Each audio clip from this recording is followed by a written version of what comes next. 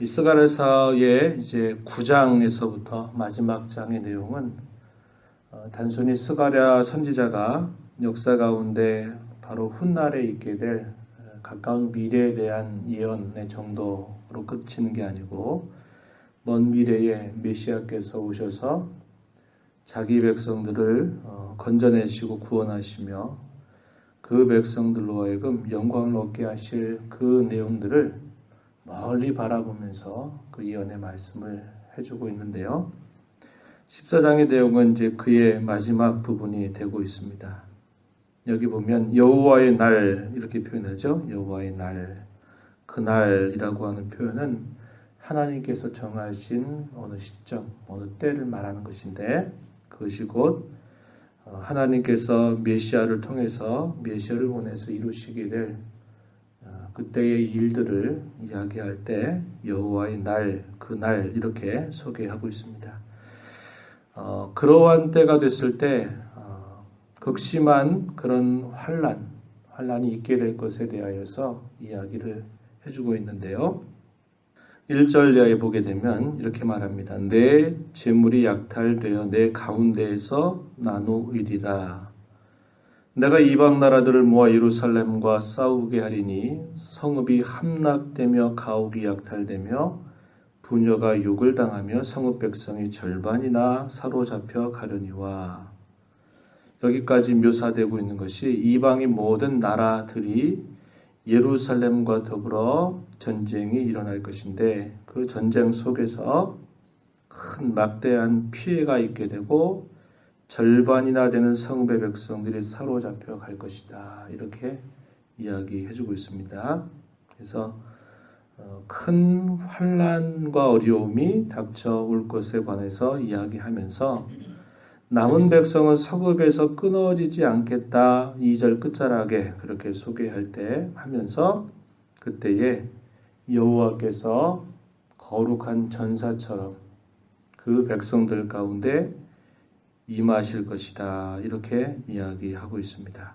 그래서 여호와께서 나가사 그 이방 나라들을 치실 것이다. 3절에 그렇게 소개하고요. 그때의 그 모습에 대해서 묘사해 주기를 4절에 그의 발이 예루살렘 앞 곧 동쪽 감람산에 서실 것이다. 여호와의 성전이 있는 산, 성전을 둘러싸고 있는 산, 그 산에 여호와의 발이 거기에 서실 것인데 그 감람산 한가운데가 동과 서로 갈라져서 큰 골짜기가 되고 산 절반이 북으로 산 절반이 남으로 옮겨지게 될 것이고 그 만들어진 골짜기가 아셀까지 이를 것이다. 그때에 너희가 그 산 골짜기로 도망하게 될 것이라. 이렇게 말씀하고 있습니다. 그때 여호와께서 강림하실 때에 거룩한 자들이 함께 할 것이다. 이 거룩한 자들은 천군과 천사를 의미하는 그런 표현입니다. 이 표현들은 단순히 역사 속에서 이렇게 있게 될 가까운 미래에 대한 말씀 그런 정도가 아니고 역사의 최종의 그 끝에 있게 될 그런 내용들을 이 선지자를 통해서 이렇게 그려주고 있음을 우리가 생각하게 되는 거죠. 주와 함께 거룩한 자들이 주와 함께 할 것이다 이랬고 6절에 보면 그날에는 빛이 없겠고 광명한 것들이 떠나게 될 것이다. 극심한 그런 환난 그리고 그런 어려움들로 인해서 어두움 가운데 있게 될 그러한 모습을 이렇게 묘사하고 있는 것입니다. 그러할 때 어떻게 된다고 이야기하냐면 7절 이하에 보면 여호와께서 아시는 한날이 있으니 낮도 아니요 밤도 아니라 어두워갈 때에 빛이 있을 것이다. 그 어두움이 이제 밝은 빛으로 이렇게 변모될 것에 대해서 이야기하면서요. 8절 말씀에 보면 그날에 생수가 예루살렘에서 솟아나서 절반은 동해로 절반은 서해로 흐를 것이라. 여름에도 겨울에도 그러할 것이다. 여호와께서 모든 대적자들을 치시고 난 다음에 어떠한 변화되는 모습에 대해서 이렇게 소개해 주는 말씀으로 우리가 이해할 수 있는 말입니다. 생수가 예루살렘에서 솟아난다. 그래서 동해로 서해로 흐를 것이다. 그리고 그러한 물이 흘러가게 되면서 소위 생명이 살아나는 그러한 일들이 따라오게 될 것을 이야기해 주고 있습니다. 이것은 우리가 선지서들을 통해서 이렇게 열어볼 수 있는 것처럼 생수의 강이 쭉 흘러서 그 강물이 닿는 곳마다 죽음의 그 현실이 생명의 현실로 바뀌어가게 될 것에 대한 그런 이상들을 보여준 것과 같은 맥락에서 우리가 볼 수 있는 표현입니다. 그리고 계속해서 보시면요. 9절에 보면 여호와께서 홀로 한 분이실 것이고 그의 이름이 홀로 하나이실 것이다. 온 땅이 아라바 같이 된대. 이 아라바 지역은 이 사막과 평지 지역을 뜻하는 말이고요. 게바에서 예루살렘 남쪽 림몬까지 이를 것이고 예루살렘이 높이 들려 그 본처에 있을 것이다. 이사야서 2장 2절 말씀에 보면은 말이래 이 날이 여호와의 날 그날을 뜻하는 말인데요. 말이래 이런 표현이 있습니다. 말이래 여호와의 전의 산이 여호와의 성전이 있는 산이 모든 산 꼭대기 위에 굳게 설 것이다. 모든 작은 산 위에 뛰어나게 될 것이고 만방이 그로 모여들 것이다. 라는 그런 말씀이 있습니다. 이사야서 2장 2절 말씀에 여호와의 성전이 있는 산이 모든 산 위에 높이 설 것이고 그 모든 산들은 그 산 앞에서 낮아지게 된다. 그래서 만방이 그리로 몰려오게 될 것이다. 그런 메시지를 하고 있는데 비슷한 모습을 여기에 표현해 주고 있는 겁니다. 예루살렘이 높이 들려서 그 본체에 있을 것이고 온 땅이 사막과 평지같이 낮아지게 될 것이다. 이것은 이 메시아께서 임하시게 되면서 있게 될 그 일들을 이렇게 상징적으로 표현해 주는 그런 말씀의 내용이 되는 거죠.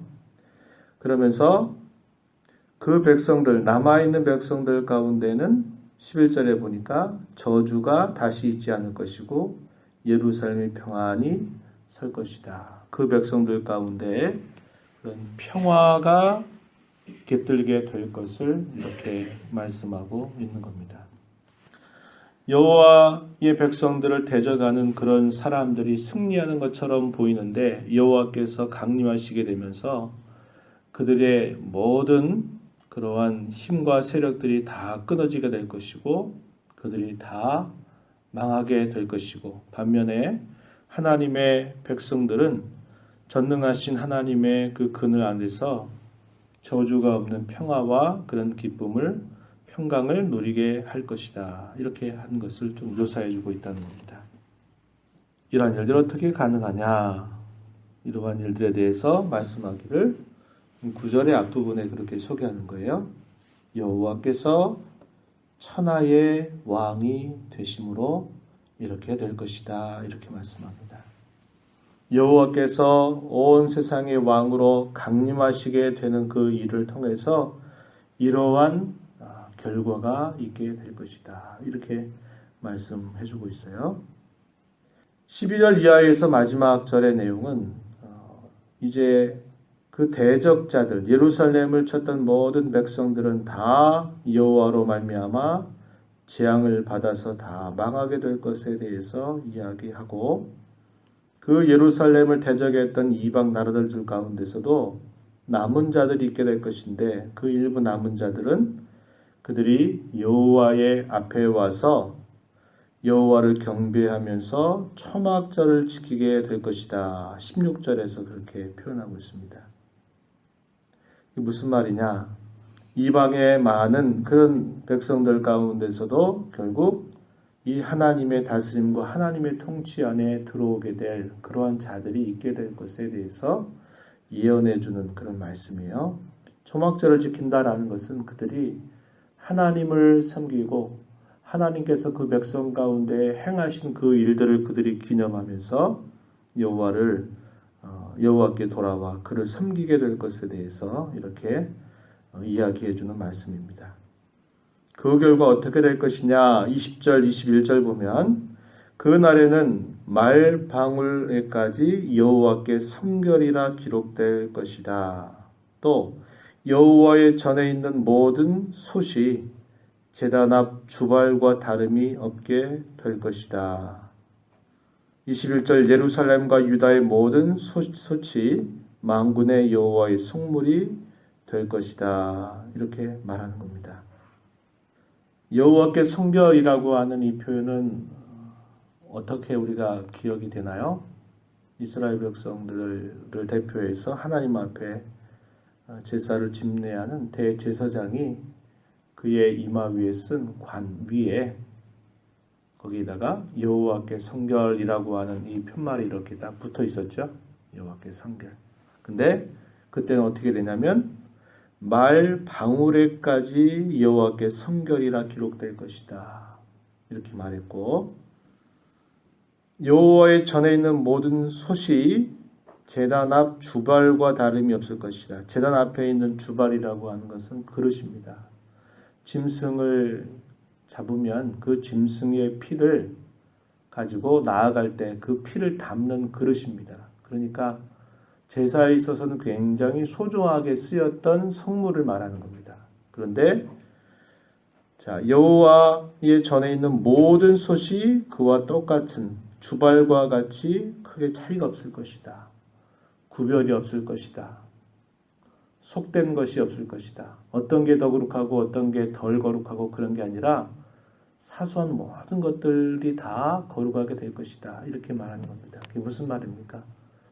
죄가 다 없어지고 그래서 거룩한 것과 속된 것의 구별이 사라지고 모든 것들이 다 거룩하게 될 것에 대해서 이렇게 예언적으로 이야기해주고 있는 것이죠. 이것은 메시아께서 다스리게 되면서 임하게 될 그 영광스러운 거룩한 세계가 이루어질 것에 관하여 예언해주는 그런 말씀의 내용이 되는 겁니다.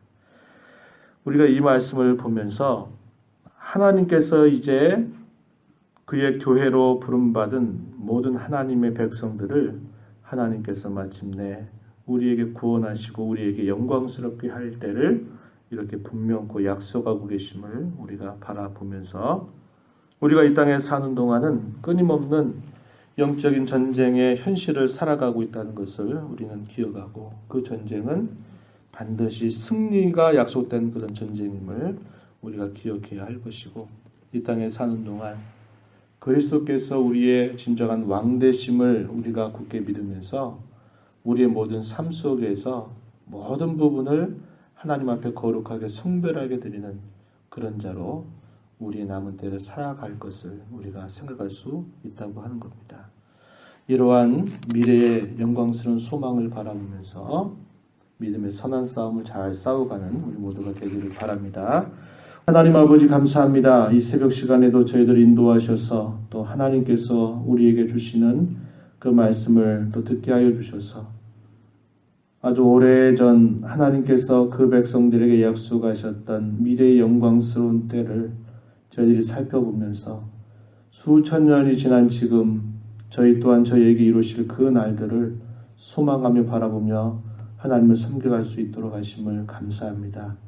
우리에게 허락하신 영광스러운 미래를 바라보면서 우리에게 어려움이 오고 또 여러 시련들이 있을지라도 낙심하지 않고 이 땅에서 영적인 거룩한 싸움을 잘 싸워가는 저희들 모두가 되게 하시고 어찌하든지 저희들이 살아가는 모든 삶 속에서 하나님이 우리의 진정한 왕되심을 고백하며 우리의 모든 삶을 주 앞에 거룩하게 성별하여 드리는 그러한 삶을 살아가도록 저희들을 인도하여 주시옵소서.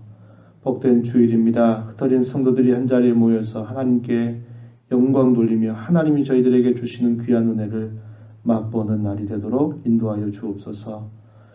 은혜의 보호자 앞에 나와 간구하는 모든 심령들 용납하시고 풍성한 은혜를 베풀어 주시옵소서. 예수님의 귀하신 이름으로 기도하옵나이다. 아멘.